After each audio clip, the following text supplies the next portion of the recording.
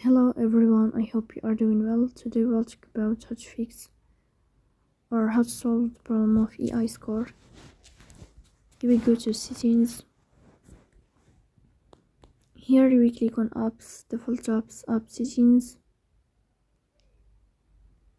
In this page here you will click on AI score and you will click here. In this page of app info you will click on first stop and you will click OK. Here you will enter to the window of storage. Then we click on clear cache. In the end, you will turn off your phone and you will wait a moment to restart your phone again to fix that problem.